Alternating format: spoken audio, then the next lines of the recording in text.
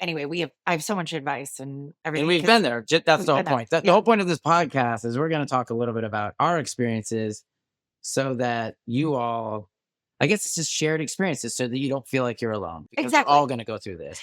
And if you have kids, there's kid issues that we'll talk about. There's It's like our the issues. midlife mess. Yeah, well, yeah, we at 100%. Unqualified, unsolicited, and totally honest opinions on midlife. I just first wanted to start off saying what sandwich generation is, because a lot of people, I mean, the news is talking about it and other people, but not everyone knows what it is. And it really paints a perfect picture of what a lot of us are going through. And did you want to explain? Or I could explain. Go. You got it, girl. It's where you're sandwiched between raising your family, no matter what age your kids are, and your aging parents. Because now with baby boomers, it's the biggest generation and they're aging. And a lot of us are having to step in, no matter what that looks like. It can be unique to every family, but step in and either get your parents into a retirement home or, just get them situated living in place or all the different things. And then you're handling that and that role reversal and still managing our own chaotic life. So we're literally sandwiched. And explain our relationship, or not our relationship, but our I was like, whoa, world too.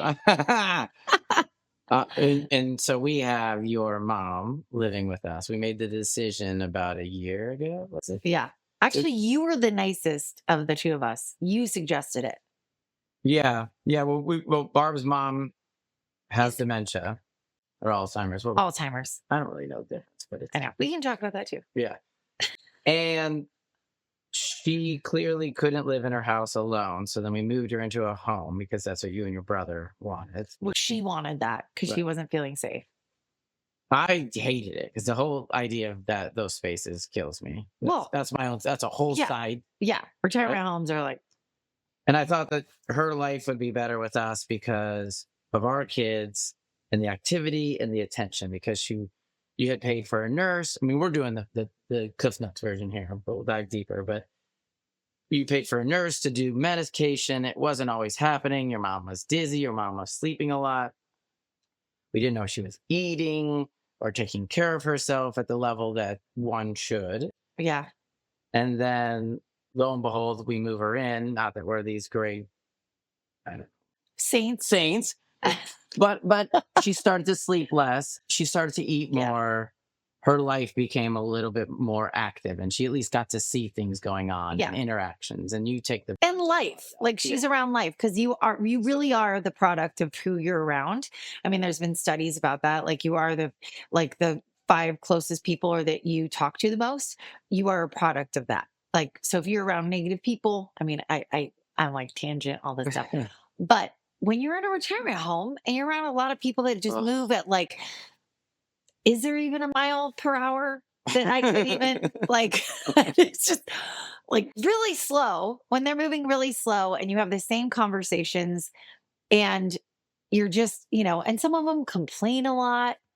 It's depressing. So she got depressed. It's brutal. And this was a nice home. I want people to know this is not like one of those, because when you think retirement homes, it's not like my mom was in the sad, no, dim. It was a very nice. I don't think, and don't get me wrong, that there is a time and a place and a need for those 100%. Yes. It's just sad. When I say it's sad, because it's just circle of life for me personally, sad. Yeah. My dad also has dementia. My parents just sold their house. They live out of town and they moved into one of these homes. I've yet to make it out there to see them.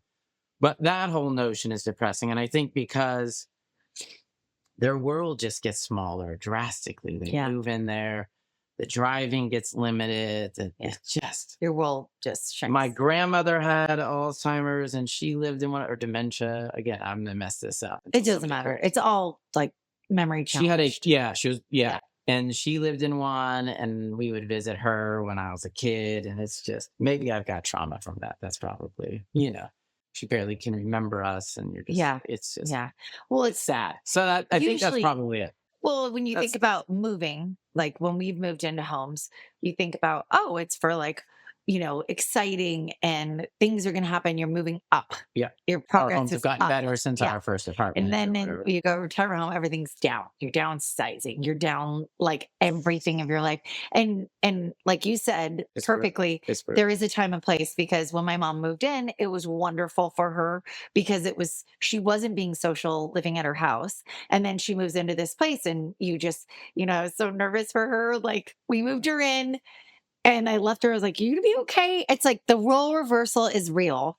And then I was so nervous for her the next because we ate dinner with her that night. And then I was so nervous for her, like your kid going to college or your kid starting a new school. Who's she going to sit with at breakfast? Da, da, da. Turns out none of these people care.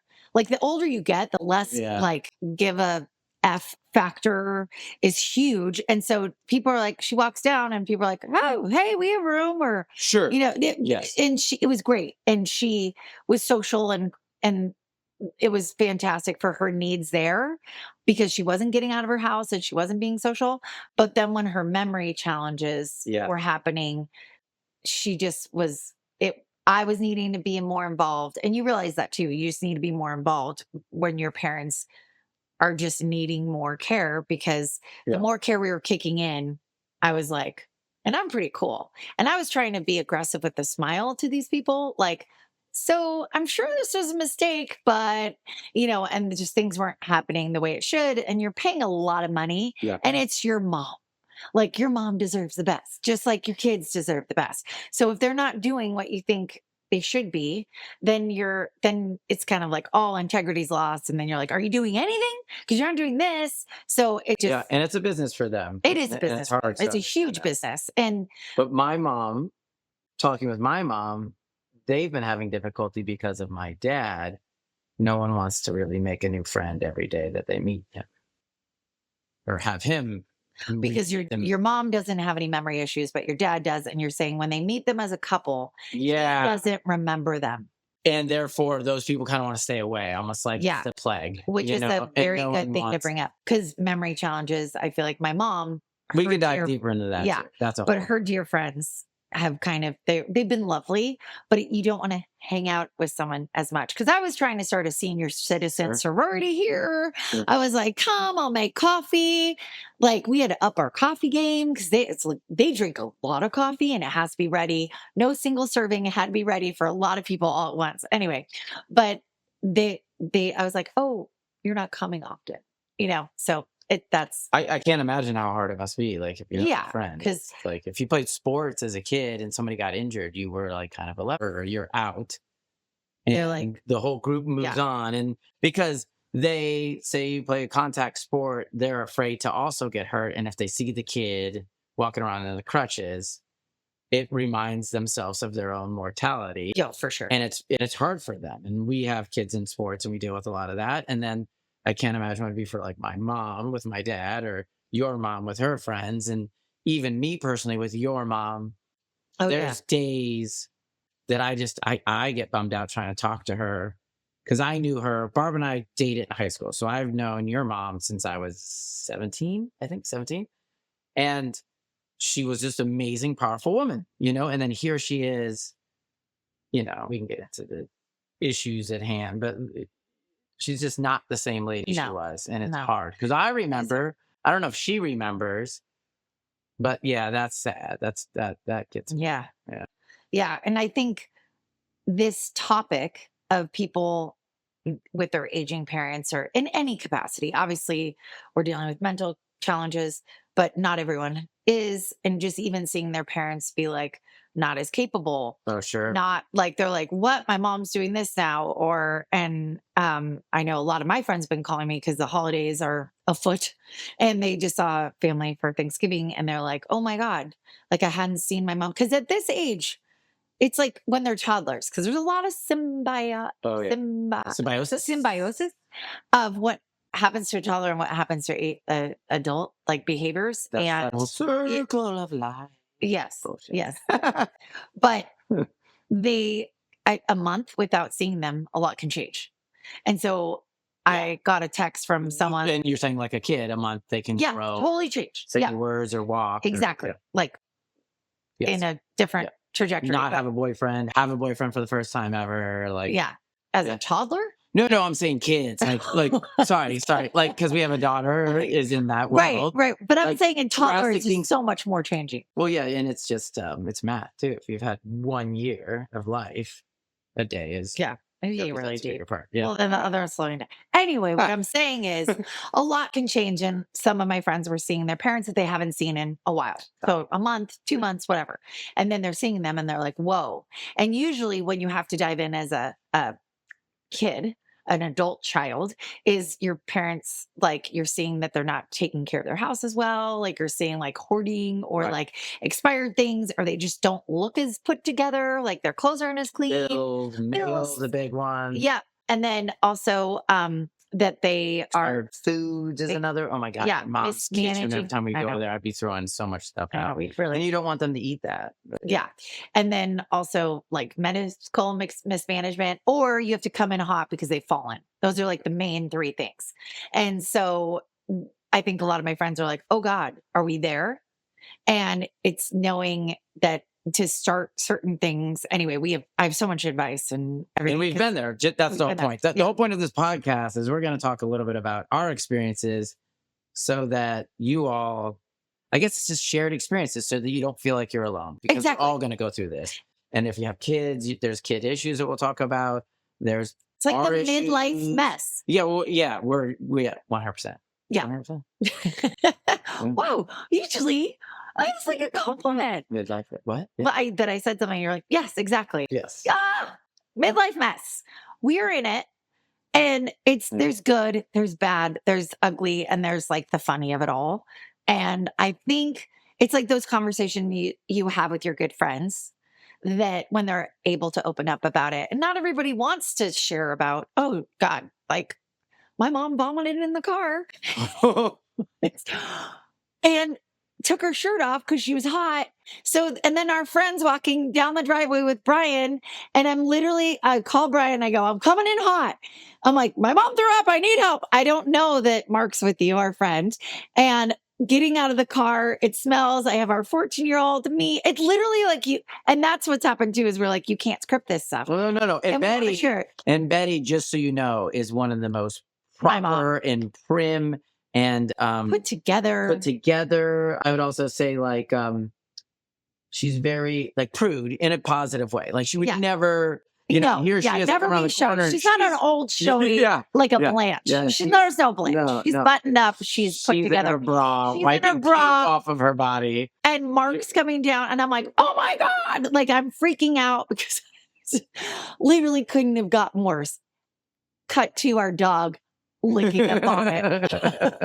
Anyway, so if that paints a picture of where we are. Yeah, and then my son comes out and he goes, why are you cleaning this up? And I have that dad moment like, well, who's going to clean it up? Yeah, kid? we I'm like, are the adults. I go, this is going to be you someday. Like you just, Yeah. And he's like, well, doesn't that like give you the EBGBs, or doesn't that smell too much? And I'm like, well, yeah, nobody wants to deal with puke. Yeah. No one wants to Yeah. wipe it up, but you just have to. That's like when you have a baby and you're wiping up poop and their vomit. For some reason, though, baby poop and vomit is like mildly magical. Well, because it's like unicorn poop. Well, yeah, it's like a puppy. And then on the Those are cute. yeah. My And on mom, the other bless her. hand, yeah, it's a little rough. Well, and you're like, that's aged. Yeah, Everything's aged.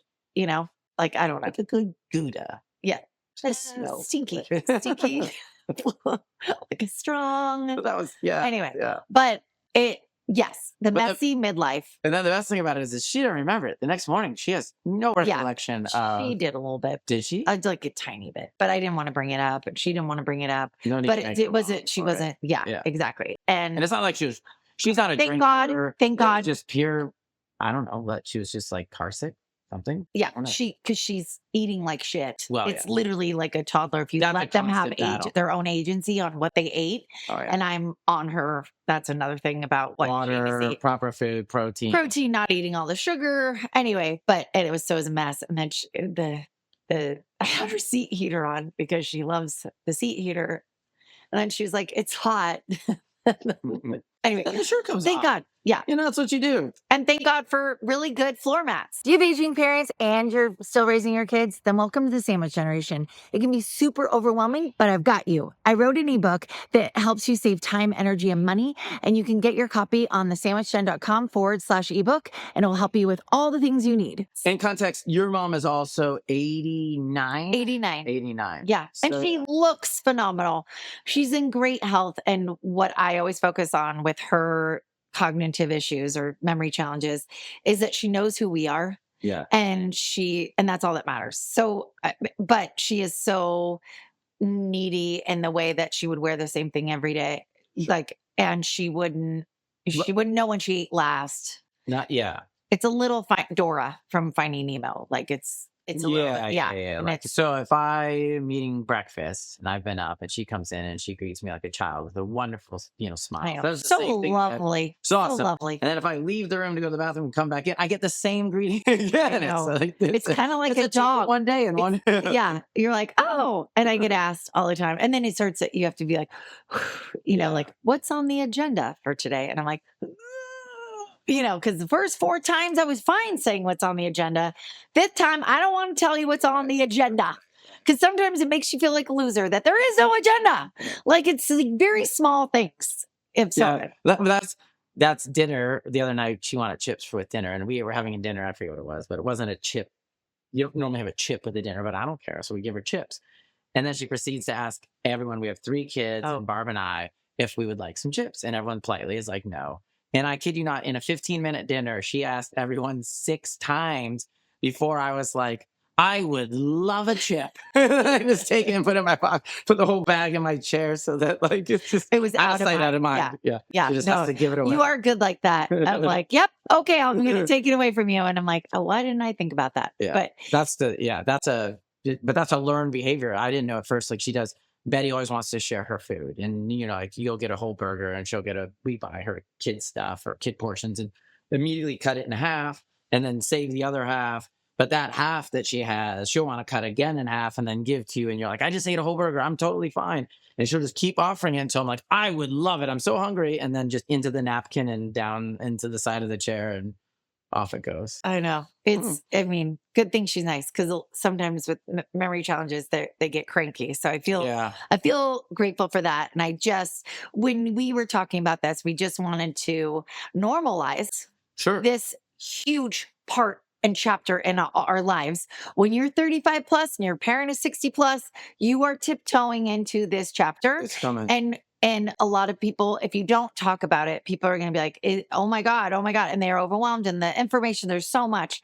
But when you talk about it and just be like, okay, this is just part of that.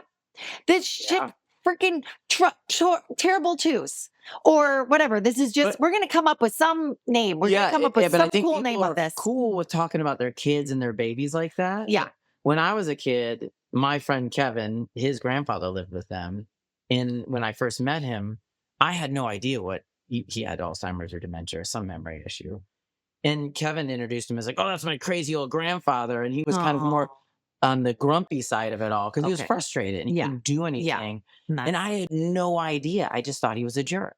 Yeah. But I had no idea what it was. Yeah. And I don't even think Kevin knew what it was. No. And no one explained it. And no one told us about it. No one said that he's frustrated because he can't remember what he does. He was this great guy who could work with his hands and a mechanic, but he would always be in the shop and can't do anything anymore. Yeah. So he knew that was his place to be, but couldn't do anything. And so I do think it's a weird disease that no one wants to talk about. And I think because it's sad. Yeah, it is sad. But and again, it's not all of our episodes are not about Alzheimer's. No. We'll give you some kid stuff. We'll give you some and also just aging parents, like just what just all the messy middle, and looking at our own, like you said, it's that total mirror into, oh God, okay, so we're midlifers and we're looking at aging, and I want to age really well. And what we've started doing and what we're looking into there for sure. For anti-aging, not anti-aging. Graceful aging, like aging with acing aging or something. It's got to be something cool, because nothing about us is graceful, so we can't really say graceful aging. We're just not graceful people. No, we're like aging with kick-ass something. Like, well, I'll come up with something. But Aging with. but I just turned 50 for context. And so I guess, I'm going to go to 104 is my number. I'm gonna Oh, to I like it. You're calling your shot. Yeah. Yeah. But like 104 being mentally sound Oh, yeah. and Yeah. mobile. Maybe a little bit of a robot. Oh, I'm kidding. okay. I joke with the kids. Yeah. Okay. Well, have a robot. But like, It helps. I think calling your shot and being specific of how you want to use Yeah. I definitely want, yes, memory. And so a couple things that I've learned from watching your mom and watching my dad and just the world that we've been in, you have to have a hobby. My dad stopped working, COVID hit, and he crashed, mentally. Yeah. Your mom, COVID shut her down, and there was she did have like the water aerobics. Yeah, she just all this stuff. everything started to slow down tremendously for her. So, hobbies is huge. are huge because most people work and then they have their family and their kids, but you have to have other ways to occupy yourself that you enjoy. Yeah, because there's a Alanis Morissette song, like, didn't someone retire and then they died the next day? Well, that was ironic. Yes. Yeah. Don't you think? I don't know. But I can't even sing. But you have to have other things to keep you having fun and enjoy and like all these things. Like, we have picked up pickleball and paddle sports are really good. And you could use them until you're pretty old. Yeah, and you can. I just picked up the banjo. Yeah. Pretty random, but I love it. Hey. I had a musical instrument in my life. But it brings you joy. And it gives you like it's just something. And we're working on our kids with that too, of like, hey, besides that phone of yours and the sports we pay an astronomical amount for, what else do you do? Like, let's come up with something. And that's hard. And then it's like, oh, do I have to pay for something else and drive to somewhere else? But whatever. Like, it is hard to find a hobby, but I think it's that like path leads to a path. Try something on. Book club, or like, I don't know, what's it called? Cross stitch. My friend's an artist, Lindsay, and she said there's this whole subculture of like, even in your 30s, of cross stitching. There's so much. Lots of art, any art. Like, you can find your jam, just start trying on what that might be, because I think that will make you excited for like when you retire, not like that you've lost for purpose or anything like that, but just having those things to. Yeah. And I think a lot of people say like, oh, we're going to travel or we want to travel. And like, yes, do, but I don't know if that's realistic as like a day. Yeah. Super important. Next thing, stretching and lifting heavy things. Yes. A lot of us feel like, oh, lifting weights is for athletes or sports or whatever, but no, you have to maintain your muscle mass. You have to maintain strength for balance and mobility, and then stretching, just because I never had to stretch. We're a very athletic family and I never had to stretch. And now I have to stretch. Like, it's a daily thing, and I fight pain. You're way better. Yeah. But you have to. You have to. And also for the muscle, I know, I do. No, I'm saying lean, because you're leaning into the camera. Okay. She gets no cues. It's the same as if we're at a party and I'm like, let's go. I know. I'm like, what are you saying? What are these things you're trying to say?